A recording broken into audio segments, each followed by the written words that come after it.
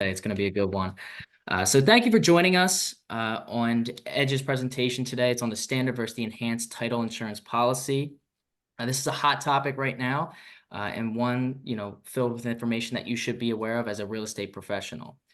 So today, this presentation is in conjunction with Fidelity National Financial, specifically Fidelity National Title. My name's Doug Carpenter, and I'm here with my colleague Deb McClarigan and Andrew Schaefer. Deb McClarigan is another agency representative as well from Fidelity, and Andrew Schaefer is one of our PA underwriters. We call him the big man. He's got all the good information. He's making the big decisions, so he'll be leading you through this presentation today. So just wanted to go over a few housekeeping items really quick. So everyone is currently muted, but there's a Q&A button at the bottom of your screen on your Zoom window. So we encourage you throughout the presentation, if questions do come up within your groups, please put them in there. We'll try to address them as the presentation is going on. If we don't get to them then, we'll get to them at the end of the presentation. So the presentation is automatically being recorded. So once it wraps up, we'll send this off to Sandy. So then she'll be able to share it with everyone so that you can pass it along moving forward. So before we get to Andrew, I'll pass it off to Sandy Murphy to say a few words, and then we'll get underway. So Sandy? Thanks, Doug, and thanks, Deb. I'm excited to have you join us to give us just a standard and enhanced title presentation today. I want to thank everybody for joining. We have such a great group of people, 44 attendants so far, so super excited about that.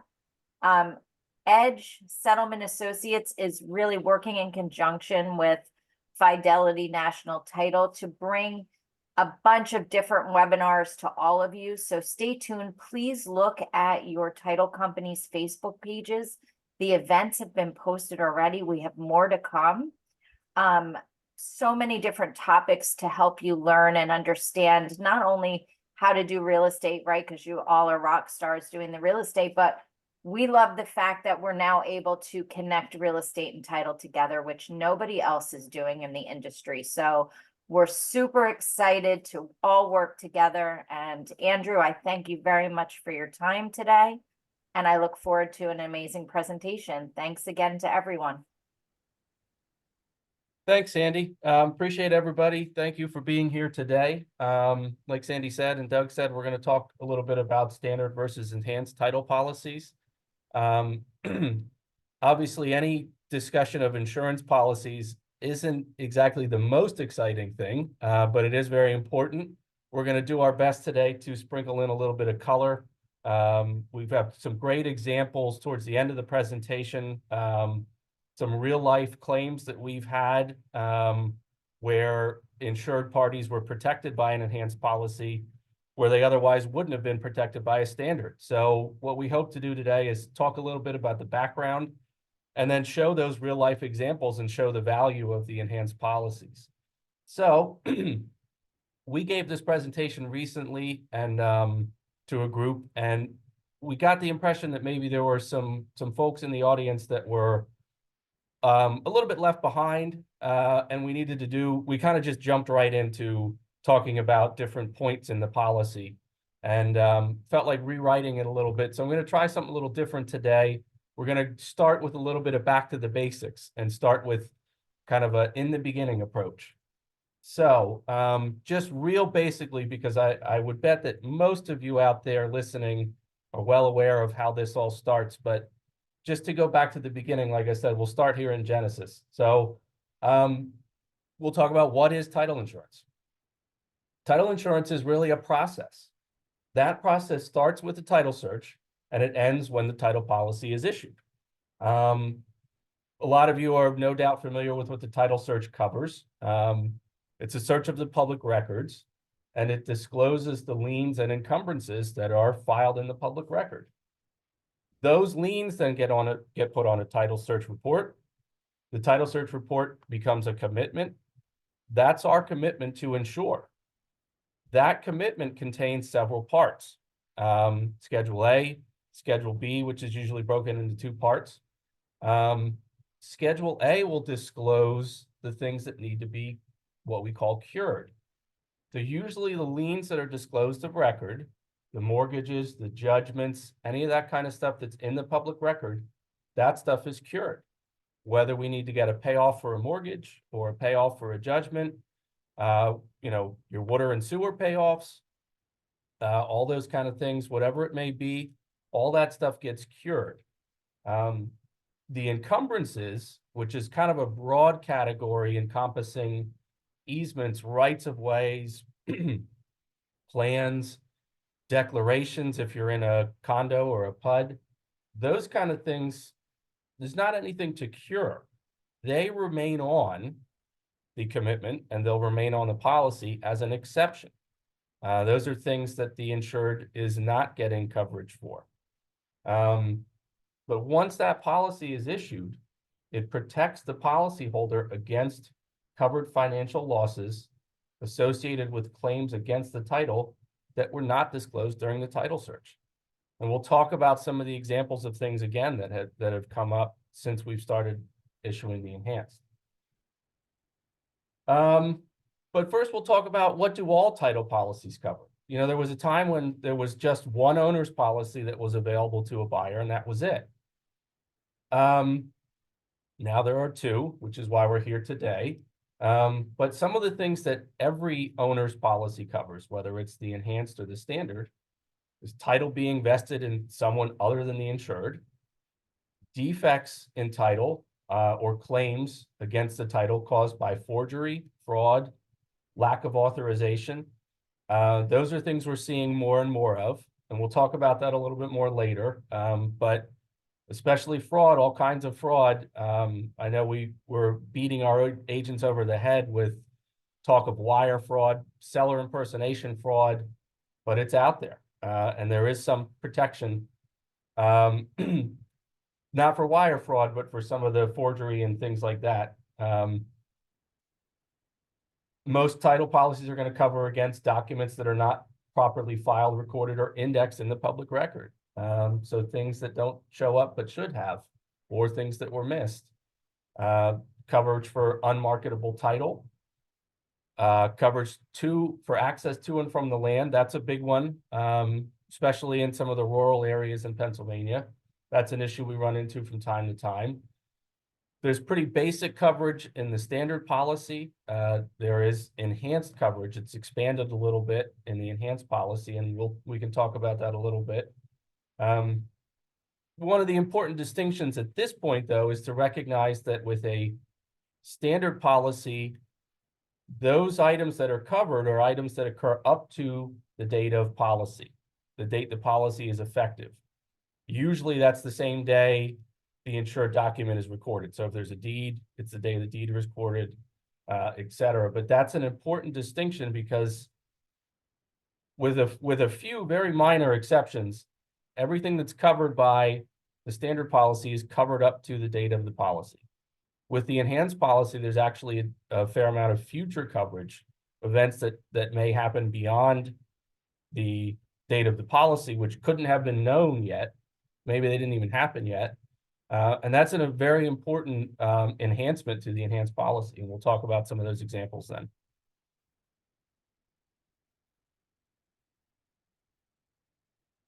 So let's talk a little bit about what exactly the enhanced policy is and when it's available. Again, it's a special policy with some enhanced coverage.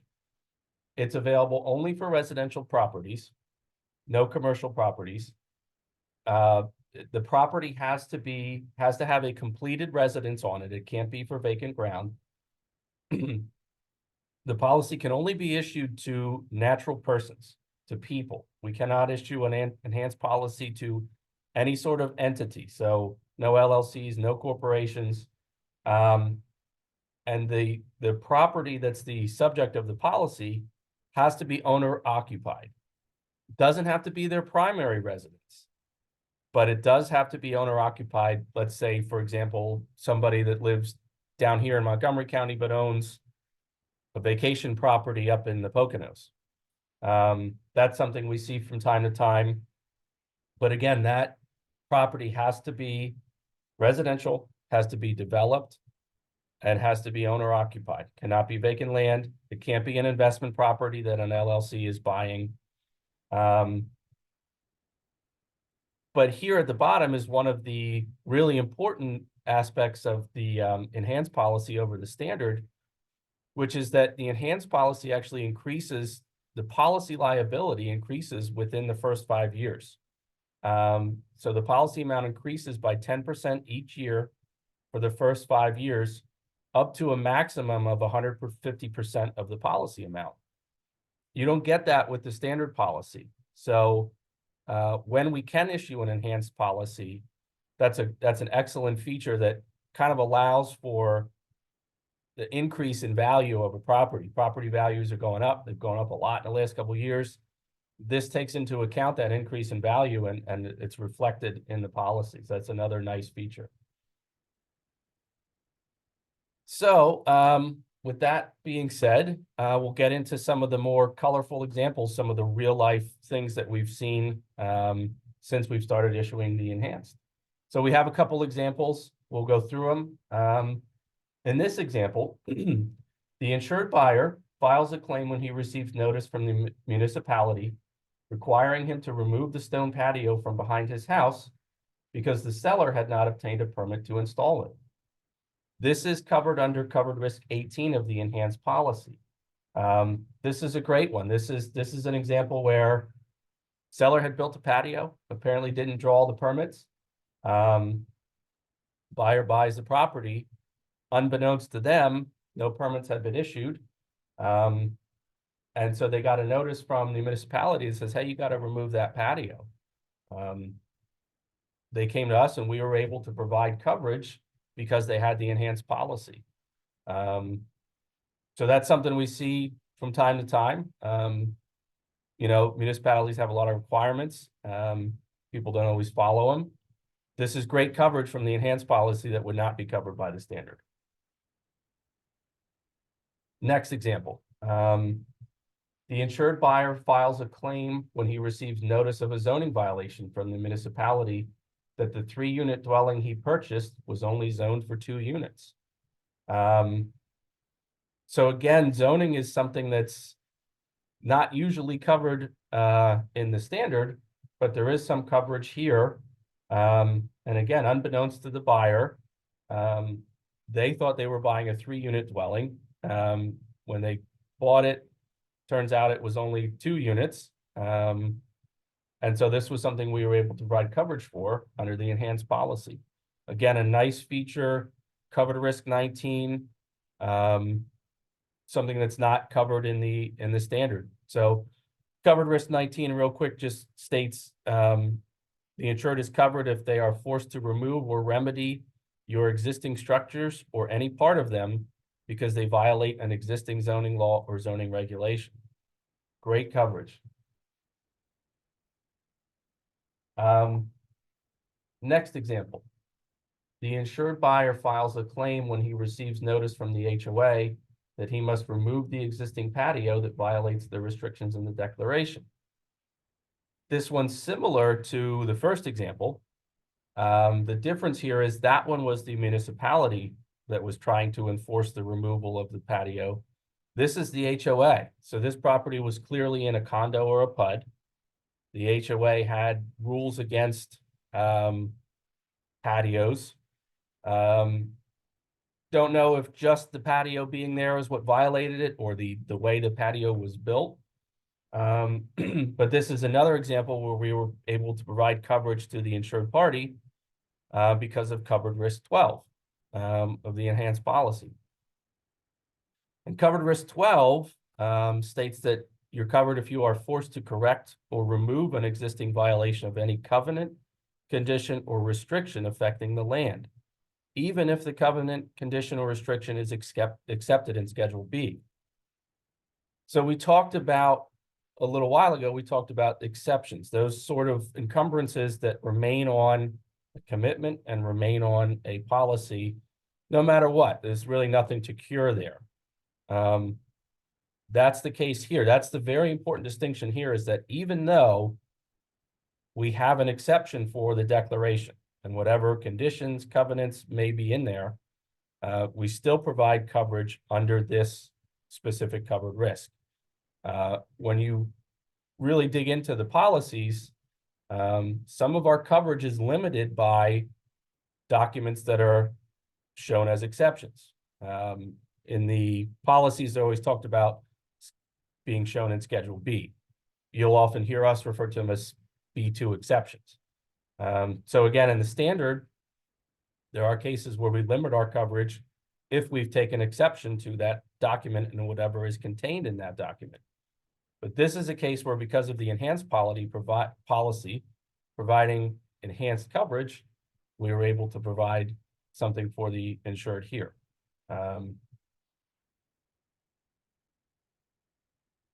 Another example, insured buyer purchased the property in 2017. He files a claim when he receives a complaint in foreclosure on a mortgage from 2019 that he did not sign. This goes back to the talk about fraud. I don't know where many of you are located. In Southeastern PA, we don't see a ton of fraud except for in Philadelphia. The type of fraud in Philadelphia is usually deed fraud, seller impersonation fraud. But there are cases out there where people somehow are able to get a mortgage on a property they don't own. And that was the case here. This person had purchased the property in 2017, never signed up for this mortgage. And we were able to determine that the mortgage was fraudulent. So whoever signed up for it took the money and ran, obviously never intending to pay it back. And so our poor insured is left, with a notice that says, hey, we're going to foreclose on this and take your property. Imagine how devastating that could be if somebody hadn't caught that, and didn't have this kind of coverage. So this is something that really saved that person and saved a lot of frustration, because it could be a really bad scenario otherwise. In our modern world, with a lot of our modern technology, we just have to be so careful about fraud. And this is a time when that coverage really, really came in handy. So thanks to Covered Risk 5 and Covered Risk 3, this person was protected.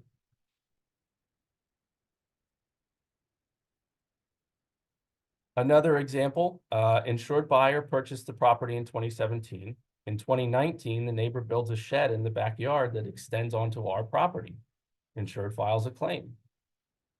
We've probably all, if you've been in the title industry for any amount of time, I feel like the shed story, there's just so many shed stories out there. There's so many, I don't know, people are just out there throwing up sheds willy-nilly wherever they want. And it doesn't just happen in subdivisions or developments, it happens in rural areas too.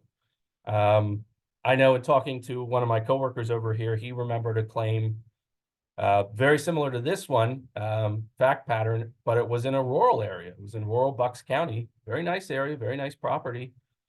One day there's a shed on their property on the one corner, and clearly it was a mistake. And there was some coverage provided there, and it's the same thing here. Somehow a shed came to be on our insured's property. Neighbor wasn't paying attention to the property lines, contractor put it in the wrong place, who knows? Usually it's innocent enough. Sometimes neighbors do things to each other because they don't get along, but we'll assume here that it was an honest mistake, but it costs money to fix. This is something that happened after the date of policy. That shed wasn't there when we issued this policy for this homeowner. But one day it showed up, and we were able to help the homeowner thanks to Covered Risk 28, which states that your neighbor builds any structures after the date of policy other than boundary walls or fences which encroach onto the land. Again, shed stories are popular. We see that a lot. I'm sure everybody's got one of their own, but it's something that's not covered. Because this happened after the policy was issued, it's something that would not have been covered by a standard policy if that's all the owner had.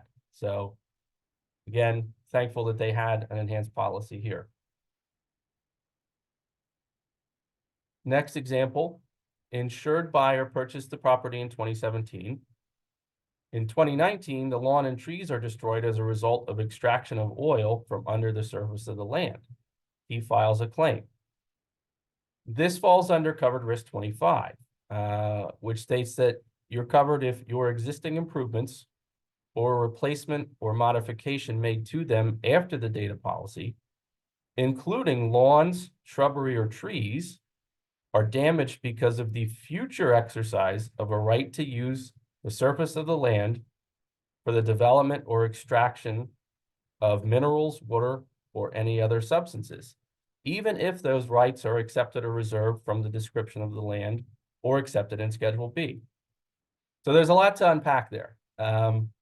First and foremost, this is something that's only going to come up in oil and gas country. So here in southeastern Pennsylvania, we don't have to worry about this, but when you get out to middle of the state, the western part of the state, and the northern tier, oil and gas is a big thing. I don't think it's as big right now as it had been, but there was a time when there was oil and gas stuff. You know, that was the hot topic for everybody. So obviously this property would have been in one of those areas.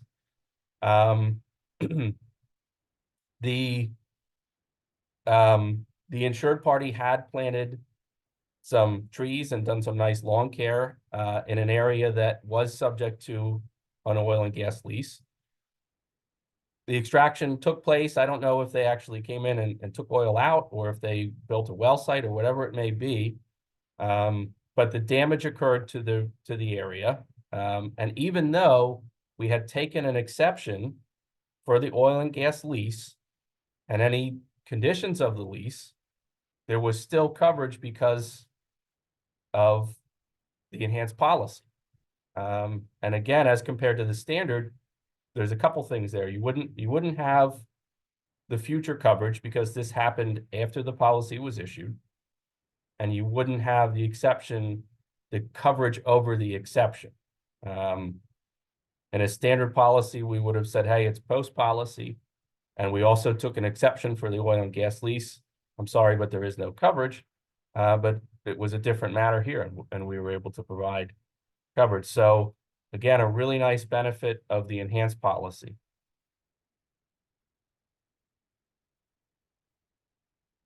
All right, I see there's some questions up there. Let me see if I can get into these questions and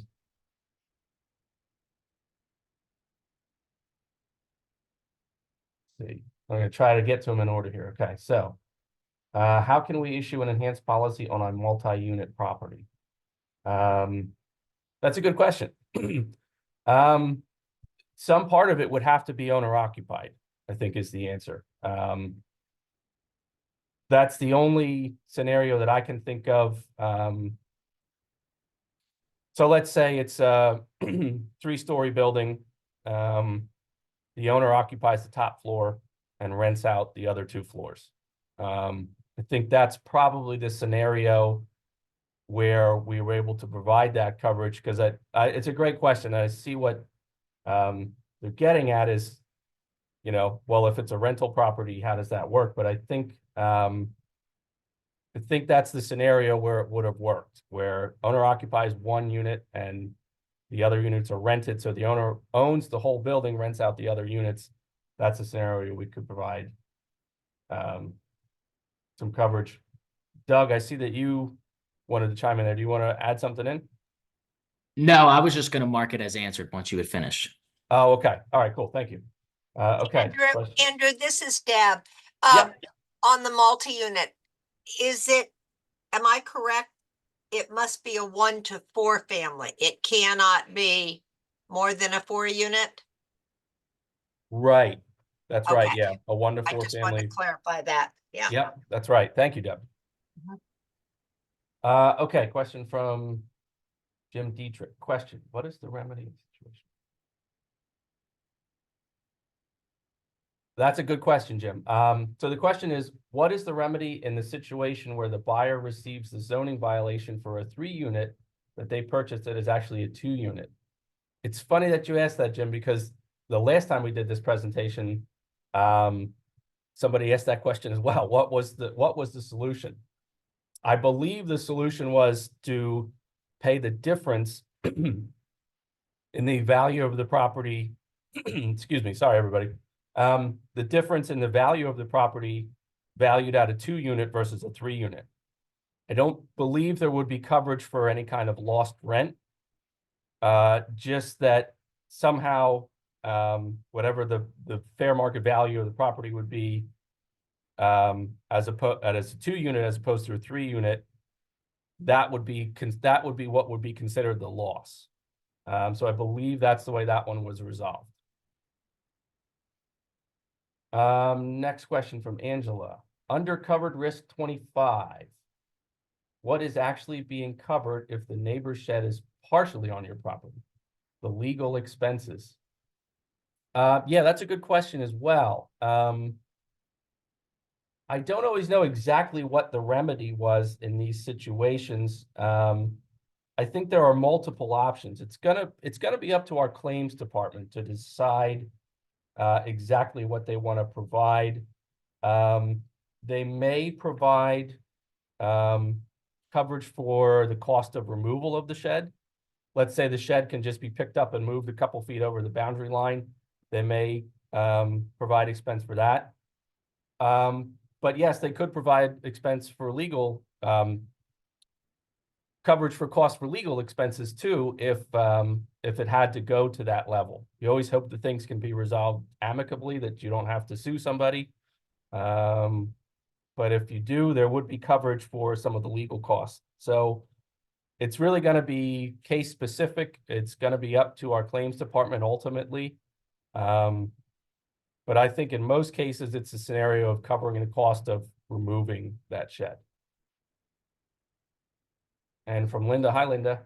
Can enhance be issued for someone taking title in a trust? Yes, there are provisions in there that allow trust is one of the exceptions from the entity, and they explain it in the language in the policy. And I'm trying to remember, I have it here in front of me, I'm trying to remember exactly how it's stated, but yes, that's okay, again, as long as it's 1 to 4 family residence and owner occupied. And Andrew, doesn't the trust have to be the occupant? In other words, it can't be like a multi-person trust. Right, I think the way they say it in the policies in this for estate planning. Yeah, how do they word it? Yeah, estate planning entity. Right. Yep.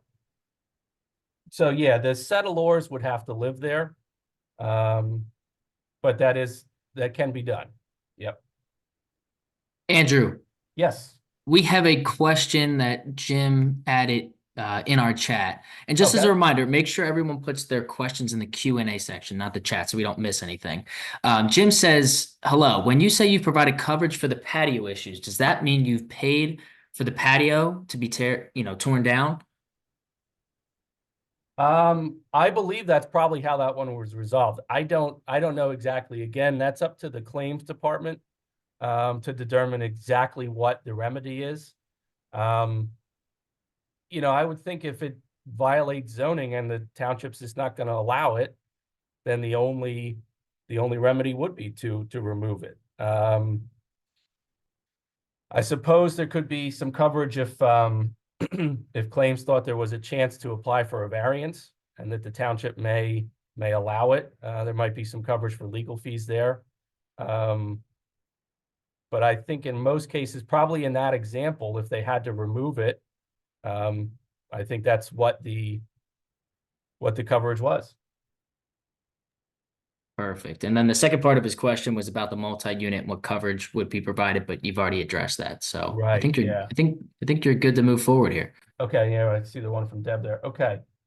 Talk real quick about deductibles. Some of the enhanced coverage that we've been discussing is subject to a deductible. Not all of them. There's a couple, and there is a table provided in the policy jacket that talks about how that deductible works. So you can see on the left side what the covered risk is, the deductible amount.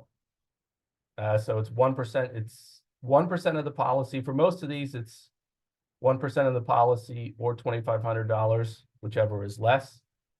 And then there's a max dollar amount that the policyholder would have to contribute as well. So kind of like our health insurance policies or some of those other policies that are out there, your car insurance policy, there's a deductible for some of these coverages that the policyholder has to kick in up to a certain amount, and then the coverage extends beyond there.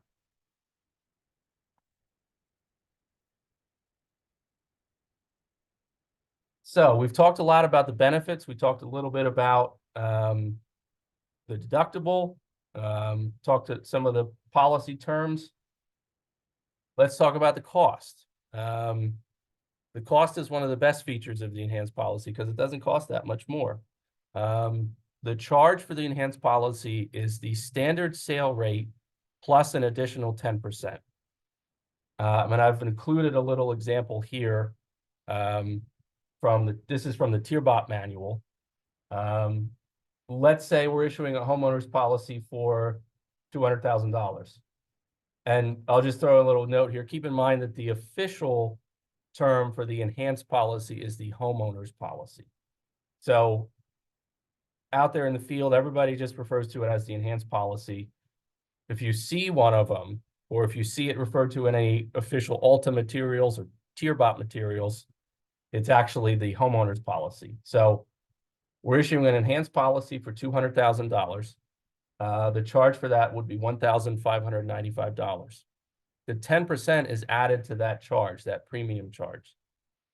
So it's $159.50. So the total charge is $1,754.50. So for an additional 10%, for an additional $159.50, that insured party is getting all the additional enhanced coverage that we just talked about.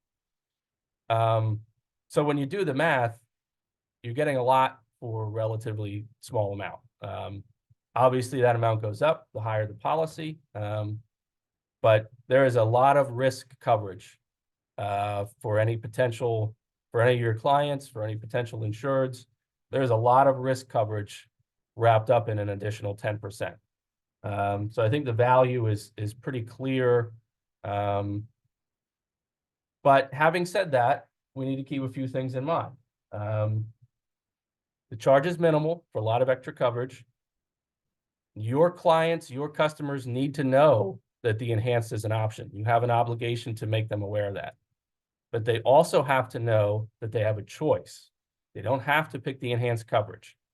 That's very important. We can't push one or the other. You can't decide for them. They need to make the decision for themselves. But what we see in the field, in operation now, is that most of our agents, their software defaults to issuing the enhanced. That's a nice feature because it kind of puts the worst case scenario in front of the client. It shows them the max they would have to pay. Again, they have to know that they can choose either, but it shows them, worst case scenario, this is the max amount of premium that you're going to pay. If you don't want the extra coverage, it's going to be 10% less, but it kind of puts that, bottom line number in front of them, and then they can choose from there. Something else to keep in mind that we see in practice out in the field is that a lot of our agents, if they encounter a customer who has decided not to purchase the enhanced, you may want to consider drafting a waiver for customers to sign that says, it's just something to the effect that they are aware that the enhanced is available and they choose not to purchase it. That could be important protection for you down the road. If somebody, if there is a claim, let's say they waived the enhanced, there's a claim, and they try to, the insured party says, well, I never even knew that the enhanced existed. I wasn't aware, no one told me, whatnot, could avoid getting dragged into a lawsuit. So there's a couple things to keep in mind. The choice is the customers. You may want to consider defaulting to the enhanced policy. You may want to consider a waiver. That's a change that we've seen recently too. I feel like up until the last couple years, the standard was to default to the standard policy. But now it's becoming popular to default to the enhanced. And again, a lot of extra coverage for a little bit of money. So now we can open up to questions. I see there's one more question up here. Let's see if I can get to it. Jim, is the deductible based on the policy amount or the charge for the policy? You can read your what some of the language states in the policy. The amount of insurance for covered risk, let's say 18, is subject to your deductible amount, and our maximum dollar limit of liability is shown on A.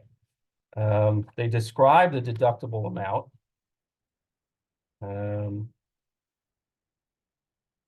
Later on, but I believe the deductible amount is based on the, let me make sure, I don't want to make sure I'm not misquoting this.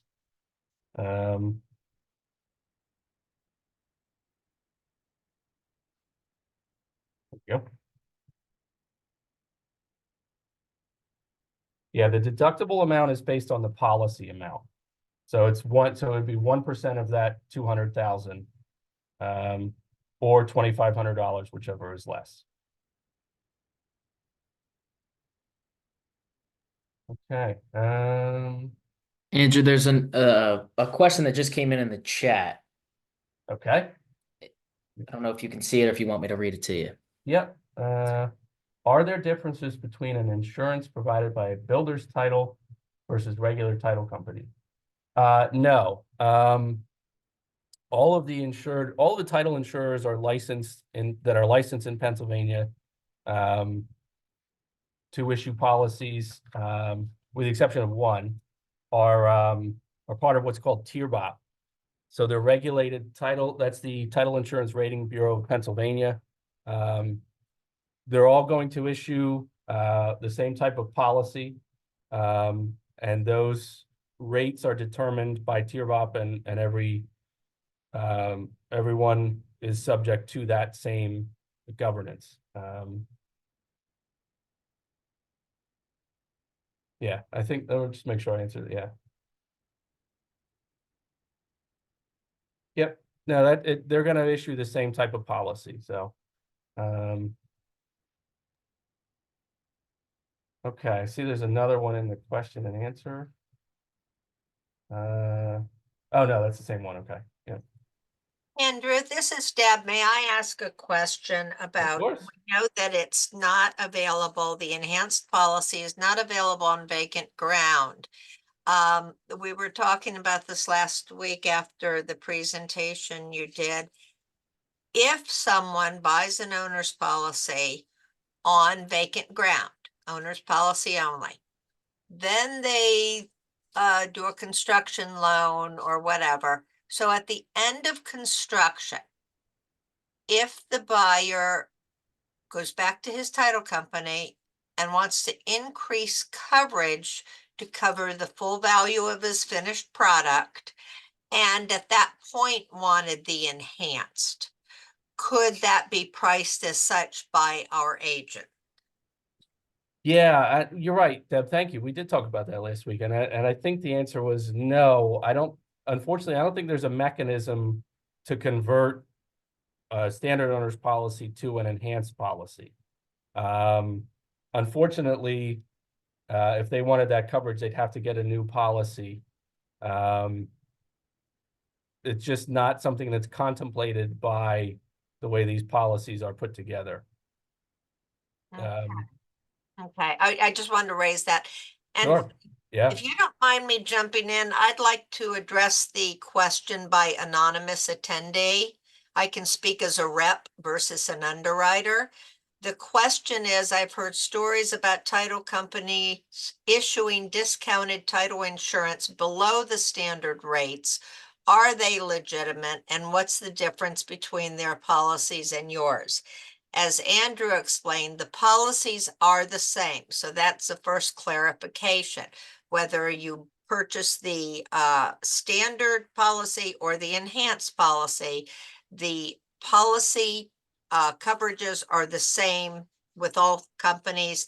He mentioned that we are all members of the Title Insurance Rating Bureau, with the exception of one, maybe a couple. The one used to be like $10 less, but I just picked up yesterday their rate chart in an office, and I see that at least for 300 and 400,000, they're exactly the same as everybody else. What legitimately could be discounted if a title agency normally, let's say, and understand, I advocate for people getting paid for the work they perform. But if you have a deed prep charge or some other fee, there are certain of those that you might be able to discuss discounting, but the premium itself is a filed rate with the insurance department. And other than if you operate under what's called the approved attorney system, the rates should be the same with all title companies. You can't just throw out, discounts on your title insurance premium. So the approved attorney system, that is a mechanism by which an attorney who is involved in real estate chooses to be the point person, but they place the insurance product with another title agent. They have a lower rate, and the reason is because then they are going to charge separately for their review of the title search. They're going to have to pay for the search themselves, and they charge separately for the settlement representation. I can tell you, I've been doing this many, many, many years. And in most cases, when I see someone operating under an approved attorney format where you start to add up all those like cafeteria charges versus an all-inclusive charge that we title agents are under, 9 out of 10 times the rate will be the same, or sometimes it's even greater with the approved attorney. So that was a very long way to answer your question that no, people should not be offering discounted title insurance. I would love to know if it's any of mine, but so if, yeah, feel free to contact me and tell me who it is, but they're not supposed to. Let's put it that way. And sometimes there's little nuances, but if you can get details, it's something that your preferred agent could look at a settlement statement and normally figure out if something's being charged incorrectly. Yeah, that's right on. Thank you, Deb. Thanks for stepping in. No, that's exactly right. If somebody's offering discounts, you got to be really careful because it's probably going to catch up to them. There are some things that can be discounted, like Deb said, document fees. If you charge overnight fees to send stuff, things like that. I think notary fees. But the standard premium and the costs of the title insurance, that cannot be changed. We're all playing it. It's all one level playing field. So that's important to understand. Okay, so we got that one. Sue, can a standard waiver document be provided to the agents by the title company? Yeah, I don't think we have one right now, but that's a fair question. We can get one to them. Yeah, we can work on putting something together. I don't see why we couldn't, and it's not a bad idea. Our agents that we've talked to that they kind of drafted their own. Again, it doesn't have to be anything fancy, but just something that for the buyers to acknowledge that they're aware of the choice, and that they waived the extra coverage. And from anonymous again. Oh, wait, no, sorry, I skipped over Angela. In that scenario, if they wanted the enhanced, are they able to get a reissue rate? I think we're talking about the example where that Deb brought up, where they bought vacant ground with a standard and they want, they build on it and they want the enhanced. I think it's the same answer. I think it's no. Unfortunately, I don't know of a mechanism where we can convert the standard owner's policy to an enhanced policy. And also at one time, Andrew, Pennsylvania did have a two-tiered program where you had the reissue rate. Right. We no longer have that in Pennsylvania. We have just a sale rate and a non-sale rate. And the non-sale rate is used for loan policies. So we would not be talking about an owner's enhanced policy. That's right. Thank you, Deb. That's an important point. That's from before my time, but yeah, you're right. I have been asked about the reissue rate. I think that went away quite a few years ago now. I want to say 2012. Yeah, we just have the standard, the sale and the non-sale. And from anonymous, is the policy forever during the person's home ownership? Yes. The policies remain in effect, whether it's a standard or an enhanced. They'll remain in effect as long as the insured party has an interest in the property. And that can even extend in some cases to successor insureds, depending on the circumstances. So yes, the policies are good indefinitely. The important thing is for the homeowner, for the buyer to keep their policy, put it somewhere safe, put it in a safe in the house or with the most important documents you have. But yep, good forever. Andrew, there's a question from Rena in the chat to us. You already answered her first one, but her second one there. If you don't see it, I can read it to you. I do, yeah. What would happen to enhanced owner's insurance in a case where homeowners are refinancing? Nothing. It wouldn't change. Everything we talked about today is specific to owner's policies. There are then, of course, loan policies for the lenders. The lenders require them. The borrower has to pay for the loan policy, but that doesn't have any effect on an existing owner's policy, be it standard or enhanced. So no change there if they refinance later. Obviously, if there was a loan policy, that loan's getting paid off, that goes away. But it wouldn't have any effect on the owner's policy. Anything? Am I missing anything else anywhere? We have that I one don't. from Jim in there, but I think that's it. Yeah, you answered that. Yeah. I don't see any more questions in the Q&A. Okay. Uh, I have one other point I would like to throw, and I thought of too, and I forgot to put this in there, but there's a misconception out there. I've encountered this a couple times. There's a misconception that well, it's not fair exactly to call it a misconception, but there's this idea out there that the homeowner's policy, the enhanced policy, provides mechanics lien coverage. On the face of it, it does. But in Pennsylvania, all of our policies come with an exception for mechanics liens. That's a standard exception that goes on every single one of them. I've encountered scenarios before where people were pushing the enhanced policy, agents, or I'm not sure who it was in that case, but somebody was pushing the enhanced policy, telling the buyers, hey, this is great. It's new construction. You're going to get mechanics lien coverage, get the enhanced. That's not the way it works. It's in the jacket, and then it's accepted in the exception. So there's no automatic coverage in Pennsylvania for mechanics lien issues. So that's an important one. I've seen out there in the field before, and it's important for people to understand. All the other subtleties aside, just if you have to walk away with one takeaway, it's that the homeowner's policy does not provide mechanics lien coverage. We can leave it at that. That's something else I had thought of. I did want to add that in as a slide, and I had forgotten to, but I think now maybe there's there's a question. there's another. Yep. Yeah. Okay. If a buyer is an owner occupied and has an enhanced policy, then they rent out the property. Are they covered with enhanced, or does it become a standard policy? I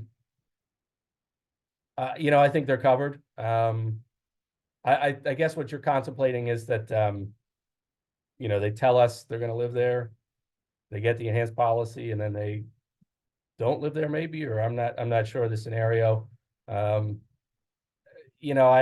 think they would have the enhanced coverage. I think it'd be hard to take that away. Ultimately, it would be up to claims, but I believe that's the way it would go, that they would have the enhanced coverage. Yeah, Andrew, they may look, again, I agree with you, it would be up to claims, but possibly they may look at the time frame. Somebody buys the enhanced policy and 2 weeks later they rent it out. That might be a little bit of a fraudulent statement that they had made, whereas you see somebody else who lives in it for a year or so, then chooses to keep it, as a rental and still buy another property. That one is more believable. Yep. So, anything else? Any other questions? Sandy, is there anything you would like to address or? No, I just think it was an amazing presentation. I love all of the questions that we had. I think they were excellent. I appreciate all of you, like I said, and I look forward to doing this again once a month. As again, everyone that's still on the call, we will be rolling that out. So please like and share your company's Facebook page. That is where the events will be listed. We'll also share it with the managers of our brands and our companies. So I look forward to being able to be with all of you again and appreciate your time, everyone. Thank you. Thank you, everyone. Thank you, and we will, Sandy, get to you a sample of a waiver. Yep, Perfect. along with the Yeah. recording, so you'll have that to be able to pass off. Awesome. Great. I appreciate it. All Andrew, right, enjoy thank the you rest of for your day. You're welcome. Thank you, everyone. Have a nice day. Bye, Bye. everyone.